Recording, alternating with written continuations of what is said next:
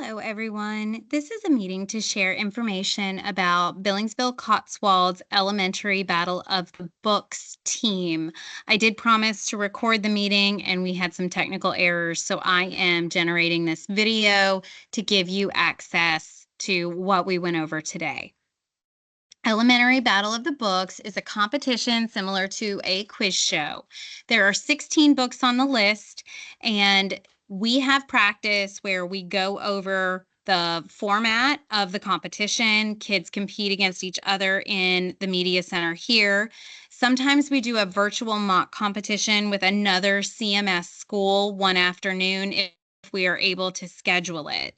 We will start the year with a few practices that will begin in the middle of October. We will not meet every week first semester, but when we come back from winter break in January, we will meet weekly because the competition is usually the first week in March. And so we meet weekly from 3 o'clock to 4 o'clock on whatever day we manage to work out this year.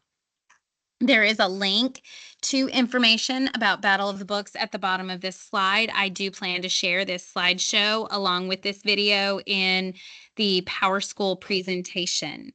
The important thing to note about the Battle of the Books team requirements at BCE, we are only allowed to have 12 official students who are on the team for the actual competition day. Battle of the Books is kind of what I refer to as an underdog sort of competition. There are 16 books.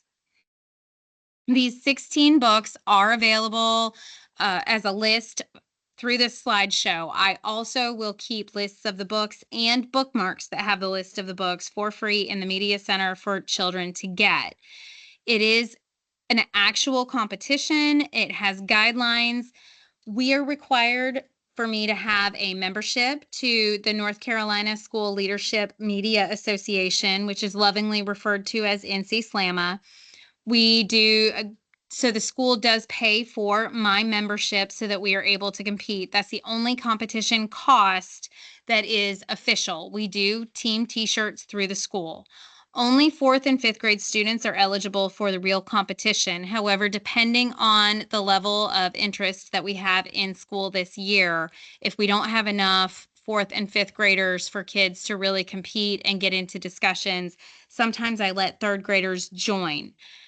BCE will have a bigger unofficial Battle of the Books team than our competition team because I want it to be open to anybody who is interested in reading, and I want to engage the children and create a community where children are excited to read and talk about reading and be proud of what they can say about it.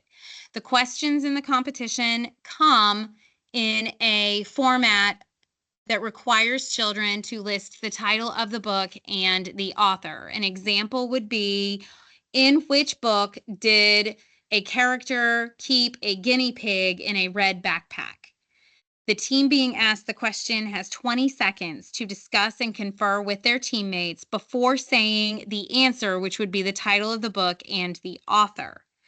This is really nice because the kids have a moment to share with their team. And so whether or not that particular child remembers the answer to that question or read the book, they do get to confer with their team, and it does remove some of the pressure of feeling like they are on the spot. We also try to get copies of all of the books as we get closer to the competition. It is more difficult to get them from the library. At this time, I am trying to acquire at least one copy of each title for the kids on the team to use and read. Contributions would be greatly appreciated as I continue to try to get some.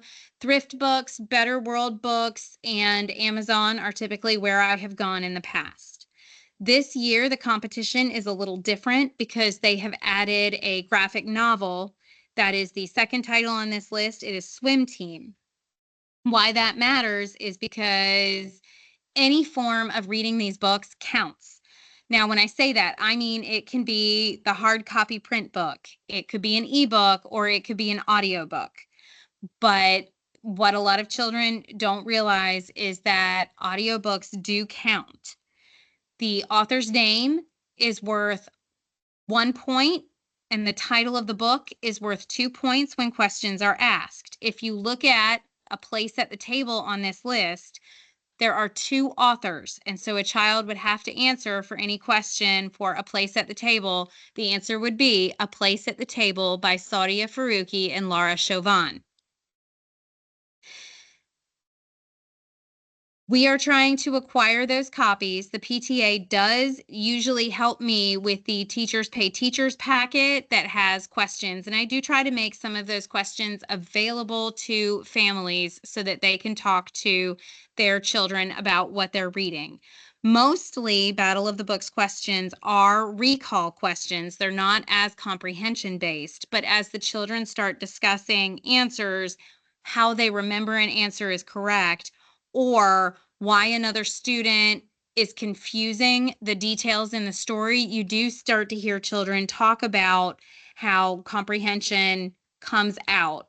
The idea is that kids are in an environment where they're not just reading for comprehension based skills, and it's also something that gets them a little bit excited. We do have all titles of the books on Sora, which is the digital platform that Charlotte Mecklenburg Schools pays for, and a lot of them are available on One Access. Please complete the Google form with the information. If you have any trouble getting to the link for the Google form for me to get information from you, you can email me at this address, or you can send me a Parent Square message. I have been sharing this list of books since last year. We do have the kids design a shirt. The kids who compete wear the shirt to the competition, but BCE will also have spirit days where the rest of the team, the kids who are not competing officially, can wear the shirt. Some years we have students who have made sure to read every book on the list twice before competition. Sometimes the teams divide up and they each agree to read half of the books. When the time comes, you and your child have to decide what is right. But if we do have too many children who would like to compete and we have to make decisions, attendance for practice and how many books read and how many questions they can answer will be considered as we try to determine which 12 kids can compete. This is all about having fun. We have not decided which day of the week we are going to compete or practice for the competition, but I promise as we develop interest before mid-October, I will get that information out. If you have any questions, please feel free to reach out to me through Parent Square or email.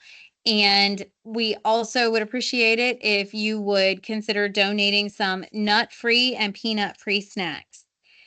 Thank you for your time, and I really appreciate all that you do for these kids.